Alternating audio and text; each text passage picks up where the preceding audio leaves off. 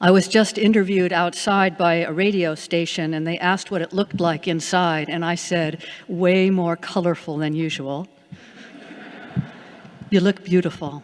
It is so good to have you back. So the Bible is clear that we are to treat the stranger as one of us. But to be honest, look at history.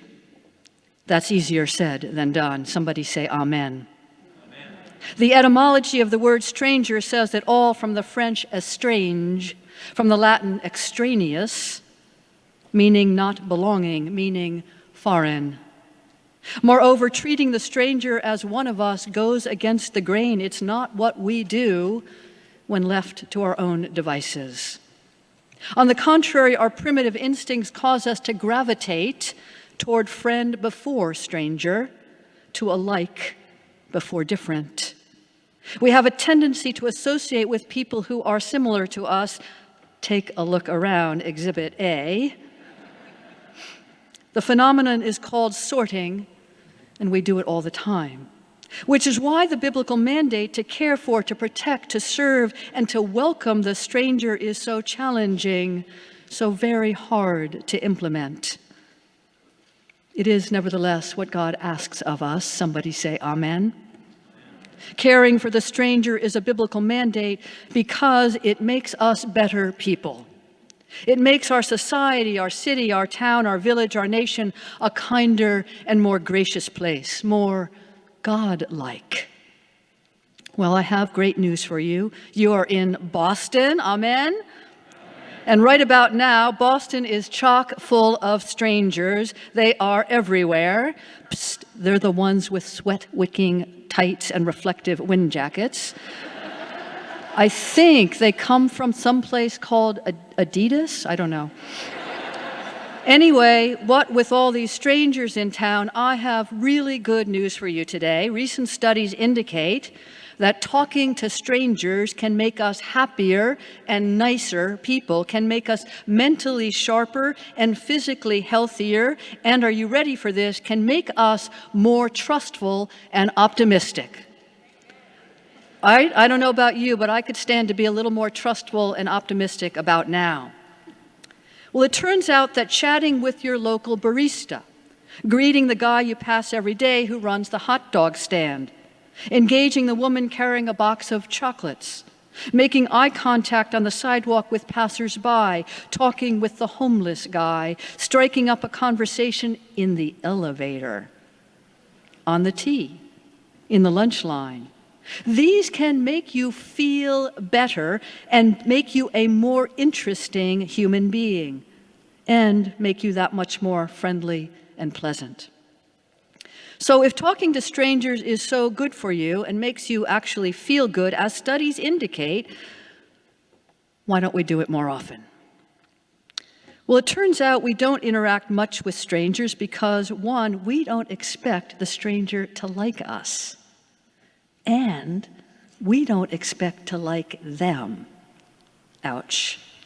Another study revealed what a psychologist has dubbed the lesser minds theory.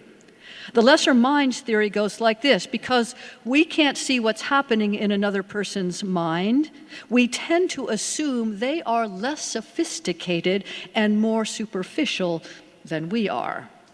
So, for example, if you were to pass me by on the sidewalk out there, not knowing me, having never seen me before, you are likely to assume I am less sophisticated and more shallow than you.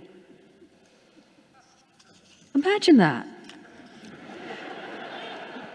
With all this in mind, a psychologist created a conversational scavenger hunt for her students in her psychology class, and the scavenger hunt sent them out into the city looking for different types of people with whom to strike up conversations. Artsy types, people who looked sad, people who were dressed fashionably, others who were tattooed, anyone sporting an especially striking tie, and people in sweat-wicking tights from the land of Adidas. I just added that. But the results were overwhelming. Participants found it easier to strike up conversations with strangers than they had predicted it would be. The conversations they had lasted 3 times longer than they had predicted they would. 80% reported they had learned something new from these conversations. 41% exchanged contact information. Some made friends, others agreed to meet for coffee. One even went out on a date. I don't know what happened after that. Moreover, upon their return from this exercise, the students reported that they felt cheered by the experience, buoyed and excited by it, even exhilarated, and more confident in their social skills and eager to maintain the practice of talking to strangers in the future. Harriet Tubman was a fugitive slave who would become the most productive and certainly the most courageous conductor on the Underground Railroad. So great was she that she earned the moniker Moses. But here's the thing. The very first time she crossed the line into freedom, she recalled, and I'm quoting now, "I was free. I had crossed over, but there was no one to welcome me to the land of the free. I was a stranger in a strange land." So maybe you and I, by reaching out to a stranger, maybe we can make amends for Harriet Tubman's experience all those years ago. Maybe we can be to another, to a stranger, what nobody was that day to Harriet Tubman. So here's your challenge. I know you've got a little challenge tomorrow, but here's your challenge for today. Make this city better. Make it kinder and more pleasant by doing what feels counterintuitive, what feels unnatural and awkward, what feels risky and hard. Try talking to strangers.